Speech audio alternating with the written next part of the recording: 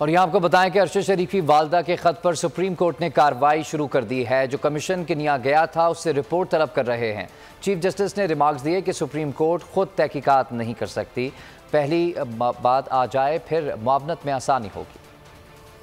Senior सहाफ़ी अरशद शरीफ की शहादत पर वालदा का सुप्रीम कोर्ट को खत। सुप्रीम कोर्ट ने कार्रवाई शुरू कर दी। इमरान खान के खिलाफ तौहीन अदालत केस की समाअत के दौरान चीफ जस्टिस ने अरशद शरीफ कत्ल केस का तस्करा करते हुए रिमार्क्स दिए कि अरशद शरीफ के कत्ल पर उनकी वालदा के खत पर HR सेल तहकीक कर रहा है। कत्ल पर फैक्ट फाइंडिंग कमीशन की रिपोर्ट को देखेंगे।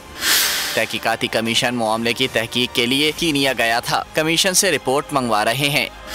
चीफ जस्टिस उमर अता बंदयाल ने कहा, सुप्रीम कोर्ट खुद तहकीकात नहीं कर सकती, पहले मवाद आ जाए फिर मुआवनत में आसानी होगी। मवाद के बगैर तो अदालत इधर उधर सर मारती रहेगी। बहुत अच्छी कवरेज की, ये मार्च की तो जबरदस्त कवरेज थी, बॉल की प्रॉब्लम सबसे बेस्ट थी। सबसे ज्यादा रील्स और सबसे ज्यादा रेटिंग के साथ बोल रहा नंबर 1।